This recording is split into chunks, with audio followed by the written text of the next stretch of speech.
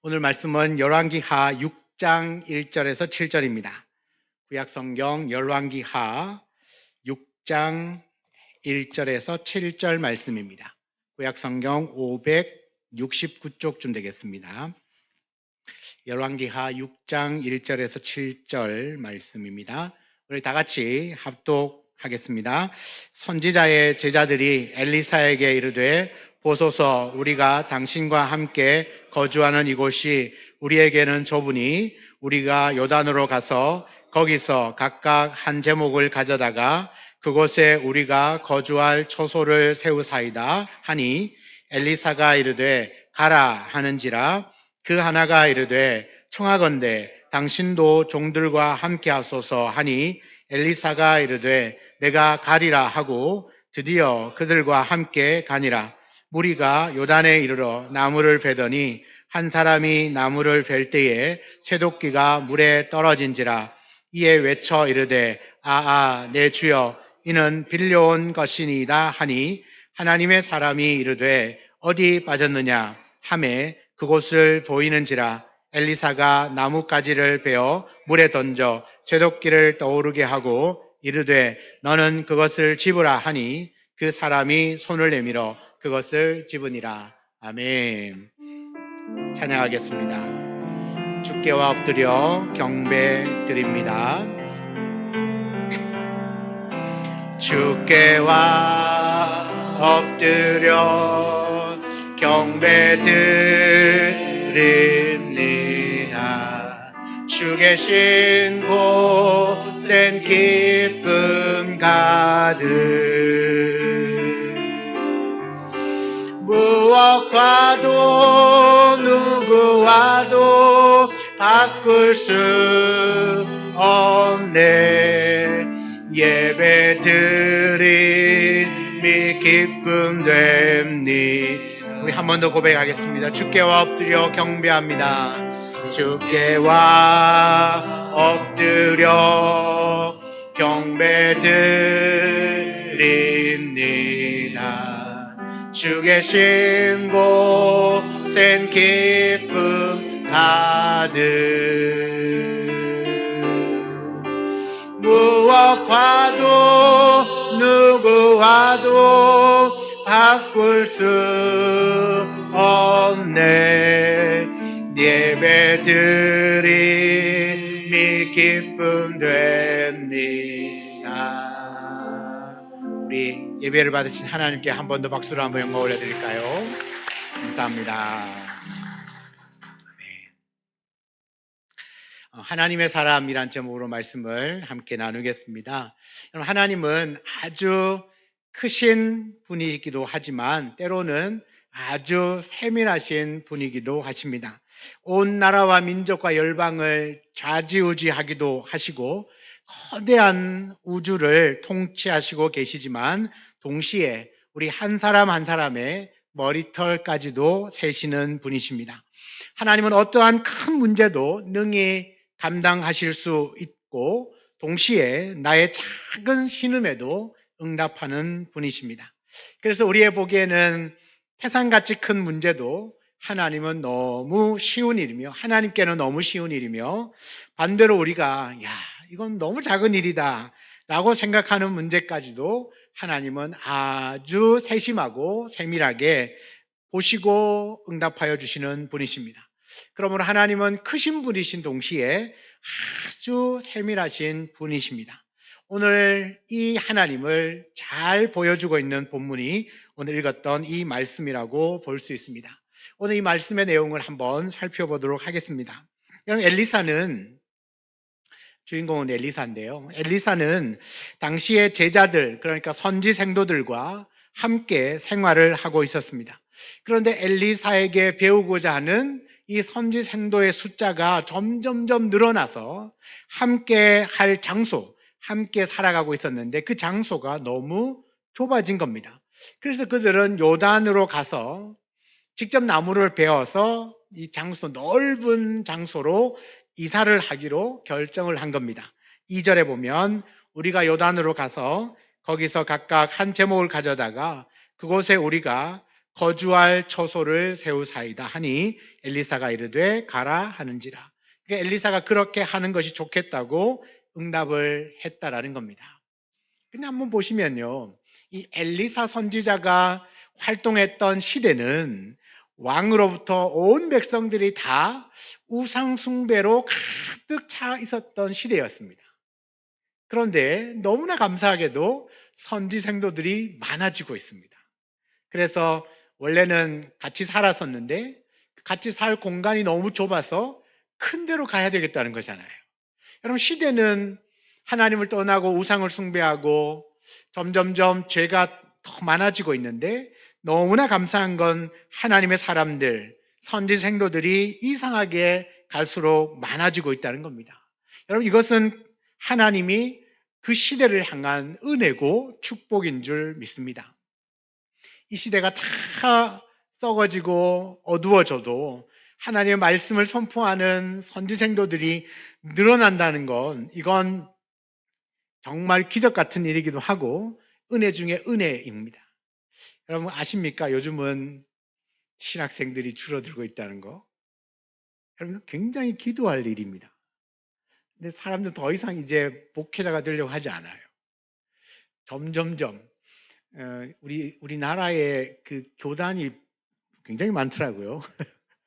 굉장히 많은데, 지금 신학대학원에서 미달 정수를 채우는 학교는 총신대학교밖에 없습니다.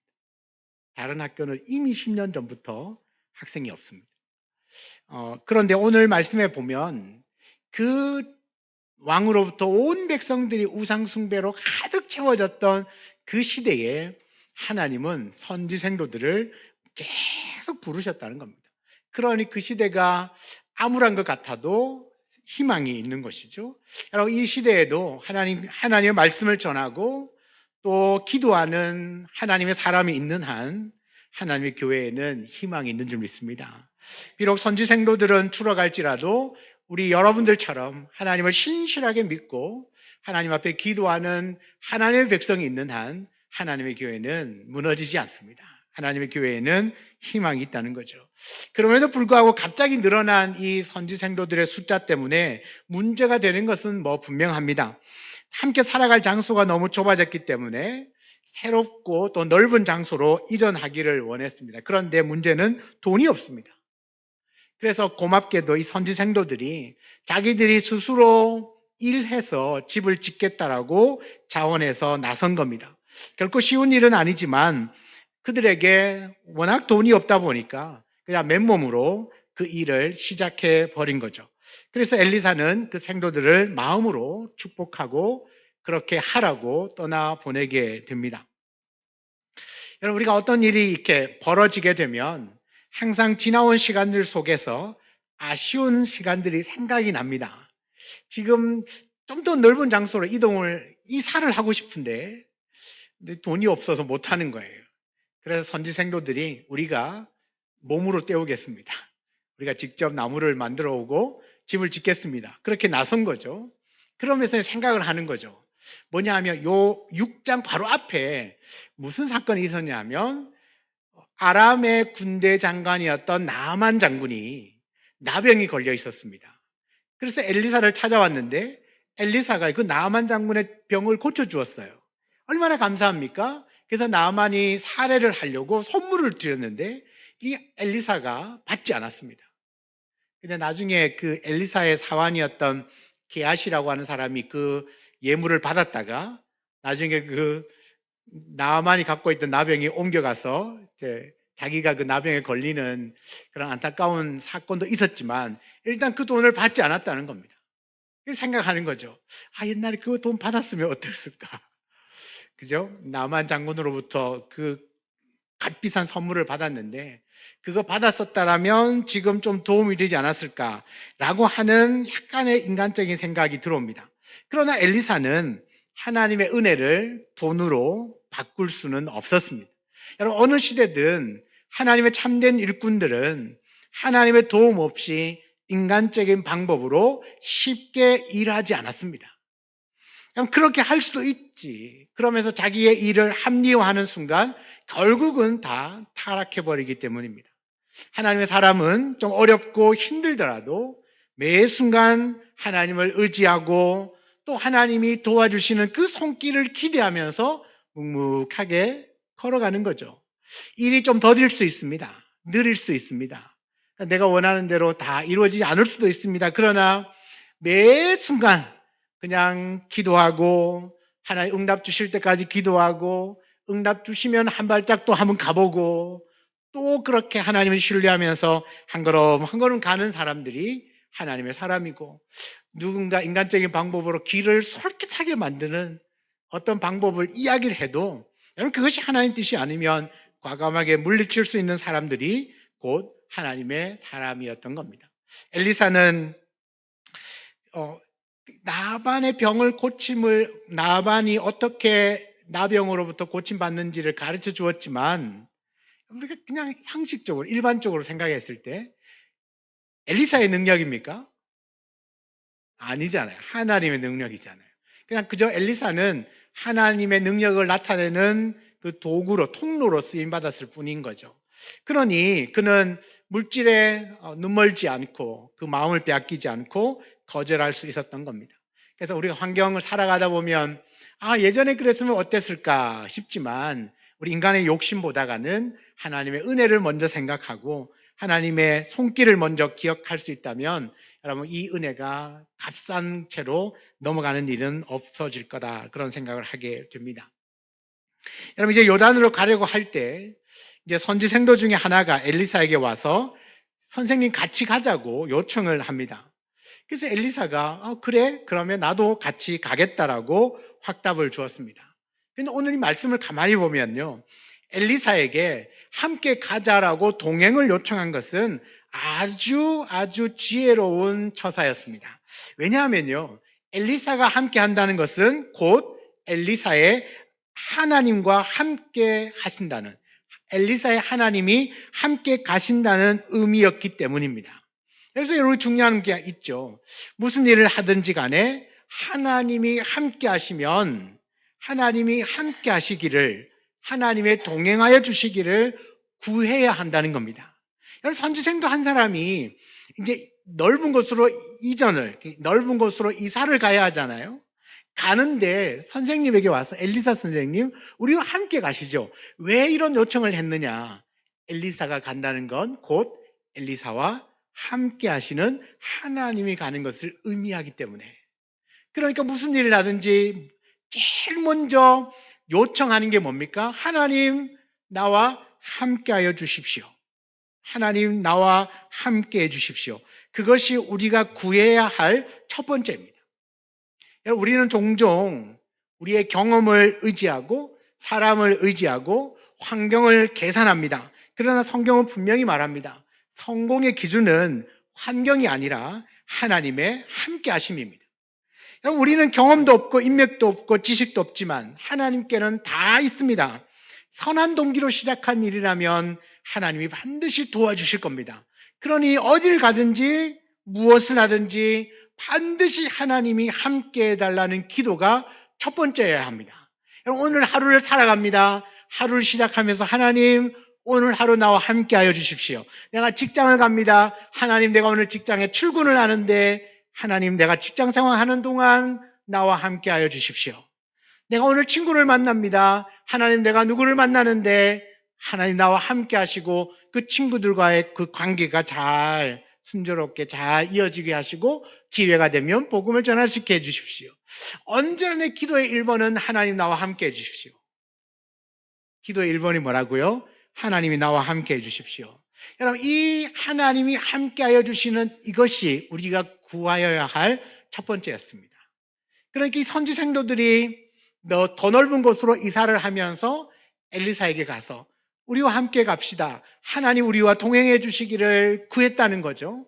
그랬더니 엘리사가 그래 갈게, 하나님도 함께 가신다는 것을 의미합니다. 여러분 하나님이 함께하여 주심으로 형통한 복을 누렸던 성경에 나오는 가장 대표적인 인물이 요셉입니다. 성경 창세기 39장 2절과 3절에 보면 여호와께서 요셉과 함께 하심으로 그가 형통한 자가 되어 그의 주인 애굽 사람의 집에 있으니 그의 주인이 여호와께서 그와 함께 하심을 보며 또 여호와께서 그의 범사에 형통하게 하심을 보았더라. 여호와께서 요셉과 함께 하심으로 그가 형통한 자가 되었다. 형통이 뭡니까? 형통. 잘 되는 겁니까? 지금보다 잘 되는 것을 우리는 형통이라고 말합니다. 그런데 성경에서 말하는 형통은 뭐냐? 하나님이 함께하여 주시는 겁니다. 만약에 지금보다 더 잘 되는 것이 형통이라고 본다면 여러분 요셉을 보고 형통하다고 말하면 안 돼요. 왜요? 요셉이 지금 처해 있는 상황이 어떻습니까? 형들 때문에 죽을 뻔하다가 겨우 살아났습니다. 애굽에 종으로 팔려온 상태입니다. 좀 전까지만 해도 아버지의 사랑을 독차지하고 비단옷을 입고 이렇게 어깨 힘주고 살았던 요셉인데 한순간에 종이 되었어요. 지금보다 잘 됐습니까? 알잖아요. 그 다음에 어떻게 됐어요? 또 누명을 쓰고 감옥에 가잖아요. 감옥에 갔는데 성경은 또 말합니다. 형통한 자가 되었다고. 형통입니까 그게? 아니잖아요. 우리가 지금보다 잘 되는 것을 형통이라고 말한다면 요셉의 삶은 설명할 길이 없어요. 그런데 하나님은 성경은 뭐라고 말하느냐? 하나님이 함께 하심으로 그가 형통한 자가 되었다. 하나님이 함께 하시는 그 자체가 형통입니다. 여러분 하나님이 함께 하여 주시니까 죽음의 구덩이 속에서도 건짐을 받았죠. 종으로 팔려왔지만 그 종살이하는 중에서도 주인에게 인정을 받고 누명을 쓰고 감옥에 갇히는 신세가 되었지만 성경은 여전히 형통한 자가 되었다라고 말합니다. 요셉이 형통할 수 있었던 이유는 그의 능력이 아니라 하나님이 함께하여 주시는 겁니다. 어떤 상황이나 어떤 형편이나 그 형편보다 더 중요한 건 하나님이 나와 함께 하느냐 하지 않느냐의 문제입니다. 사랑하는 여러분, 그러니 내가 살아가는 모든 순간 뭘 놓고 기도해야 된다고요? 하나님 나와 함께 해주십시오. 하나님 나와 함께 하시는 그 자체가 뭐죠? 형통한 삶인 거예요. 우리 다 형통한 삶을 살고 싶잖아요. 그렇게 형통한 자가 되면 하나님은 결국은 그의 그 모든 억울함과 자기가 겪지 않아도 될 일들을 다 겪는 거잖아요. 그래서 하나님 나중에 전화위복을 시켜주잖아요. 왜요? 그가 하나님 함께 하시니까 억울한 누명 다 벗겨주시는 분이 하나님이시거든요. 높이 세우시는 분도 하나님이십니다. 내가 올라가려고 하면 힘들지만 하나님이 세우시면 서는 거거든요. 어떻게 그렇게 가능하죠? 하나님이 함께 하시면 되는 겁니다. 여러분, 사랑하는 여러분, 저와 여러분의 삶 가운데 하나님이 함께 하여 주심으로 형통한 자가 되기를 축복합니다. 그러면 그냥 가만히 있으면 되는 게 아니라 날마다 뭐 하자고요? 하나님께 하루를 시작할 때 무슨 일을 하기 전에 항상 하나님 나와 함께 해 주십시오. 요 기도가 여러분의 일상의 기도가 되고 이것이 우리를 신앙생활의 출발점으로 만들어주는 놀라운 기도입니다. 그렇게 기도함으로 매 순간순간 하나님이 함께하여 주시는 형통한 자가 다 되시기를 주의 이름으로 축원합니다.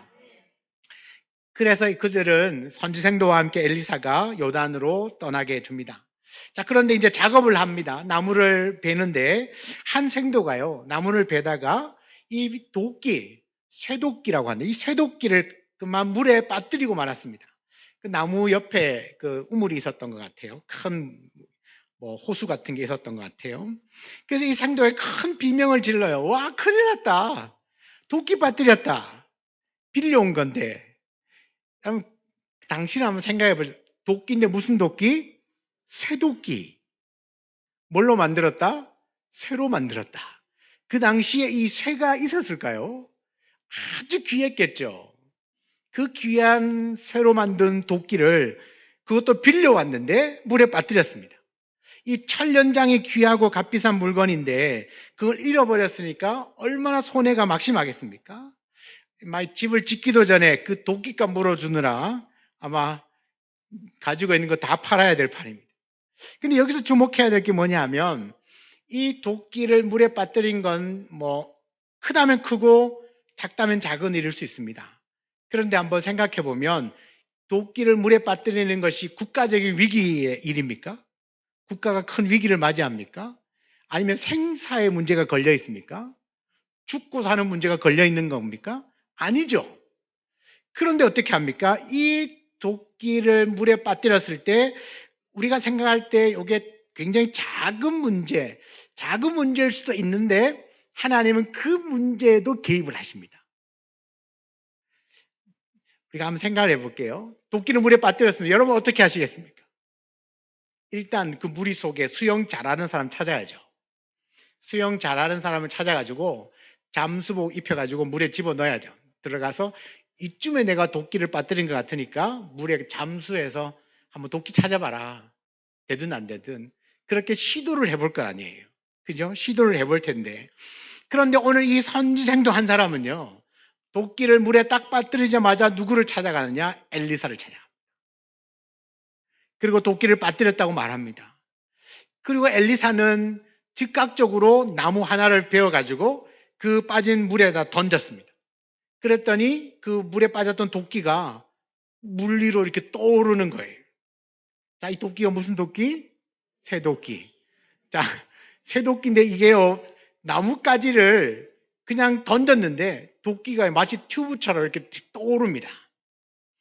신기하죠?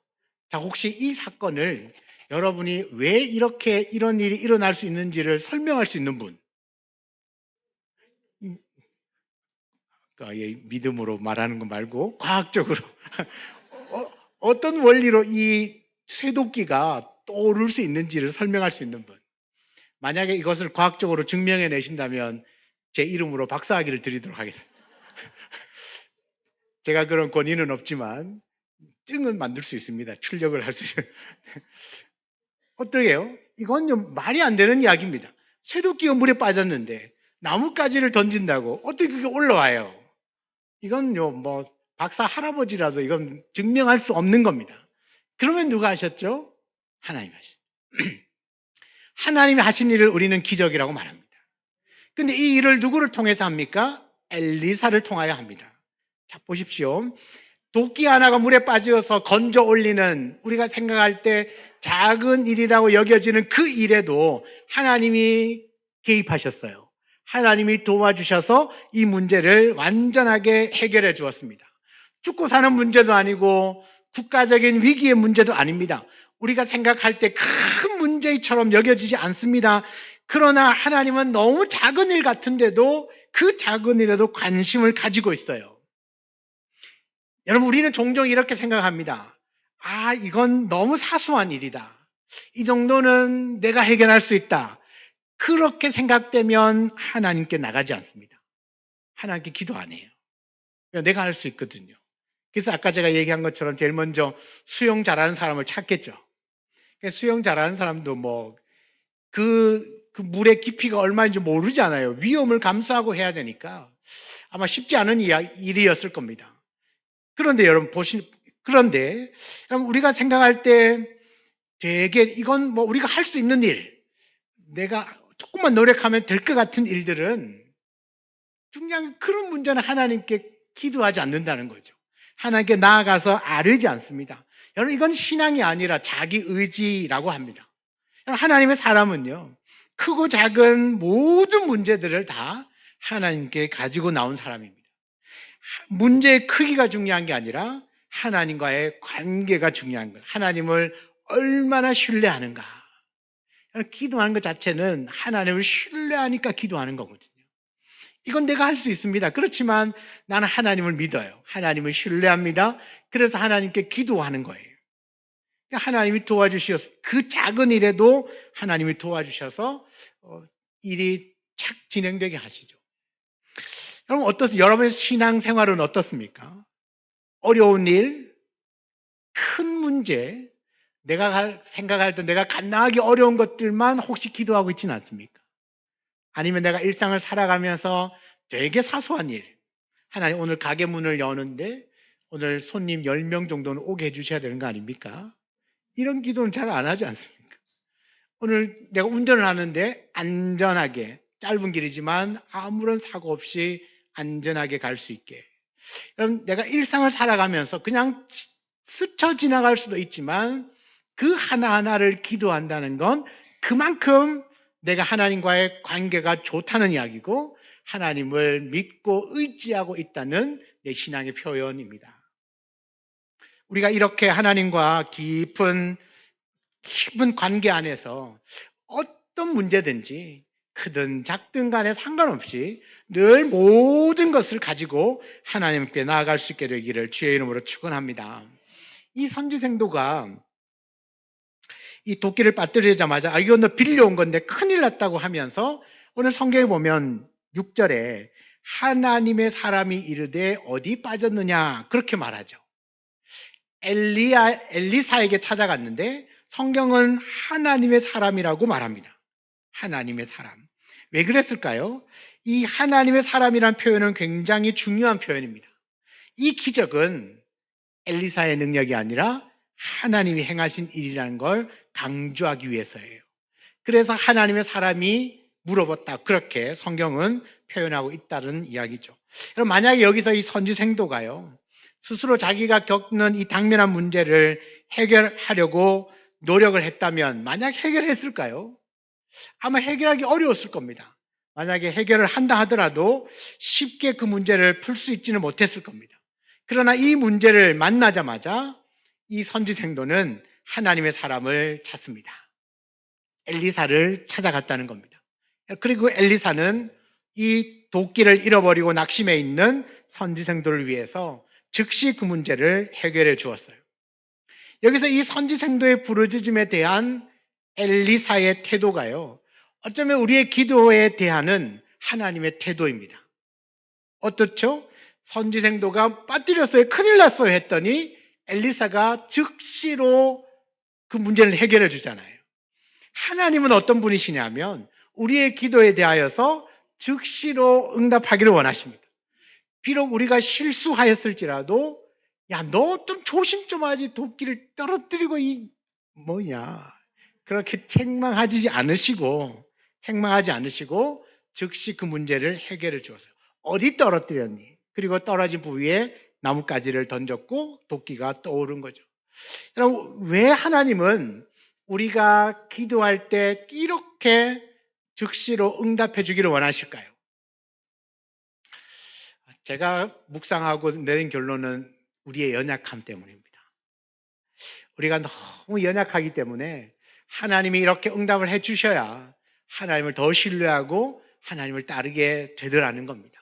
시간이 조금 더 오래 길면 사람들 안에 있는 죄성 때문에요, 어김없이 원망하기도 하고 불평하기도 하고 믿음에서 멀어지기도 하고 교회를 떠나기도 하고, 그래서 하나님 어떻게 해요? 하나님 우리가 기도하고 하나님께 요청할 때 즉시로 응답해 주는 것을 봅니다. 그래서 하나님의 사람을 만났더니 그 하나님의 사람을 통하여서 하나님이 기적을 베풀어 주심으로 그 잃어버렸던 도끼를 되찾았어요. 다시 문제가 생겨서 하나님의 사람을 찾았더니 하나님은 그 하나님의 사람을 통하여서 문제를 해결해 주셨습니다. 여러분, 성경에 보면 이 하나님의 사람을 만나서 절망이 소망으로 바뀌는 사건들은 너무나 많습니다. 오늘 이 도끼를 되찾는 사건도 하나님의 사람을 만나서 하나님께서 그 하나님의 사람을 통하여 기적을 일으켜 주심으로 문제를 해결받았잖아요. 이런 사건들이 성경에는 무수히 많다는 거죠. 앞선 열왕기하 5장 말씀에 보면 아람의 군대 장관이었던 나아만, 자신의 나병으로 인하여 절망 중에 있던 사람이었는데 하나님의 사람이었던 엘리사를 만남으로 그의 모든 질병이 깨끗하게 낫고 고침을 받았습니다. 여러분, 소망이 없던 삶에 새로운 소망이 생긴 겁니다. 여러분, 가난으로 인하여서 두 아들마저 종으로 팔려가게 생겼던 절망 가운데 있는 선지생도의 한 과부를 엘리사가 찾아가서 만났고 그들에게 가정적인 가난으로부터 건짐을 받을 수 있게 되었습니다. 여러분, 나이가 많아서 늙어 아들이 없었던 수넴 여인은 하나님의 사람 엘리사의 예언대로 아들을 품에 안습니다. 그런데 이 아들이 자라다가 어머니의 무릎팍에서 그냥 죽어버렸어요. 갑자기. 너무너무 힘든 상황 아니겠습니까? 이 아이를 눕혀놓고 엘리사를 찾아갑니다. 엘리사가 와서는 그 아이의 몸에 자기의 몸을 포개고는 기도할 때 그 아이의 영혼이 다시 돌아와서 이 아이가 살아나요. 완전 절망에 빠져있던 수넴 여인에게 다시 살아갈 소망을 주었다는 겁니다. 이 모든 기적, 이 모든 사건의 공통점은 하나님이 일으킨 기적이라는 겁니다. 맞죠? 하나님이 일으킨 기적인데 누구를 통해서 이 일을 하십니까? 하나님의 사람을 통해서. 하나님의 사람인 엘리사를 통하여서 이 일을 하셨다는 겁니다. 여러분, 이건 엘리사의 능력, 사람의 능력이 아닙니다. 분명한 건 하나님의 능력입니다. 하나님이 누구와 함께하니 하나님의 사람과 함께 해주시니까 하나님의 사람은 하나님의 기적을 나타내는 귀한 통로로 쓰임을 받습니다. 사랑하는 여러분, 이 말씀의 결론은 분명합니다. 우리는 단순히 엘리사와 같은 하나님의 사람을 만나기를 기다리는 존재가 아니라 하나님이 사용하시는 엘리사와 같은 하나님의 사람이 되기를 간절히 원합니다. 여러분, 우리가 있는 자리에서 하나님의 동행을 구하고 작은 문제도 하나님께 맡기면서 하나님의 능력이 나타나는 통로로 살아가는 하나님의 사람들이 다 되기를 원합니다. 여러분, 우리가 이 사람을 만나면 하나님의 사람은요, 한마디가, 우리가 던지는 그 한마디, 하나님의 사람이 던지는 그 한마디가 누군가에겐 위로가 되고 누군가의 삶에 소망을 주는 말이 되는 거죠. 여러분, 우리가 살아가다 보면 낙심되는 일, 힘든 일, 이해되지 않는 일들이 얼마나 많이 있습니까? 자기 스스로 해결할 힘이 모자랄 때, 그때 하나님의 사람을 만나면 왠지 모를 용기가 생기고 마음의 평안을 되찾게 되는 것입니다. 그러면 여러분 누군가의 하나님의 사람이 되어주시기 바랍니다. 잃어버린 도끼, 이건 크든 작든 어떤 문제가 생겼을 때 즉시로 하나님의 사람을 찾아갔고 하나님은 그 하나님의 사람 엘리사를 통하여 하나님의 기적을 보여주잖아요. 이 원리가 지금 우리가 신앙생활 하는 원리와 똑같습니다. 만약 여러분이 하나님의 사람이 되시잖아요. 그러면 여러분 주변에 있는 어떤 사람들이 문제가 생겼을 때 누구를 찾아와요? 그래서 여러분 이웃이니까 찾아온 거예요. 근데 여러분을 만났는데 잠시 대화를 나누는데 갑자기 마음이 시원해지고 위로를 받기도 하고 용기를 얻습니다. 왠지 몰라요. 그냥 가서 그 사람을 만나서 이야기를 했는데 나는 마음이 편안해지고 용기가 생기고 불안도 다 사라지고. 왜 그럴까요? 하나님의 사람에게는 하나님이 함께 하시니까요. 여러분이 하나님의 사람이 된다는 건 하나님이 여러분과 함께 하신다는 뜻입니다. 여러분이 하나님의 사람이 된다는 건 하나님의 기적과 능력을 여러분을 통하여서 행하신다는 뜻입니다. 그러니 여러분, 낙심된 사람이 여러분 때문에 힘을 얻고 절망 가운데 있는 사람들이 여러분 때문에 다시 살아갈 소망을 얻게 되는 것입니다. 그래서 여러분, 우리 교회 모든 성도님들 한 분 한 분은 다 서로를 대하여 하나님 사람이 되어주시기를 주의 이름으로 축원합니다. 내가 우리 김권사님 만나면 다 이상하게 내 마음이 막 뜨거워지고 용기가 생기고 걱정도 다 사라지는 것 같대. 여러분, 그 권사님의 능력입니까? 아니죠. 그 권사님과 함께 하신 하나님의 능력. 그런데 그 일을 누구를 통하여 하십니까? 하나님의 사람을 통하여 해요. 여러분, 우리 교회 모든 성도님들이 다 하나님의 사람이 되어주는 거죠. 특별히 우리가 작정한 VIP들에게는 여러분 모두가 다 하나님의 사람이 되어주십시오. 특별히 VIP들이 여러분을 만나면 가장 큰 은혜가 뭡니까? 유일한 구원자이신 예수 그리스도를 소개받을 수 있다는 겁니다. 여러분이 바로 그 예수 그리스도를 만날 수 있는 통로가 되어주시는 거죠. 여러분을 통하여서 한 영혼이 주께로 나오게 되는 거죠. 그러면 내 실력입니까? 내가 말빨이 좋아서 저 VIP를 설득시켰나요? 아닙니다. 하나님이 누구를 통하여?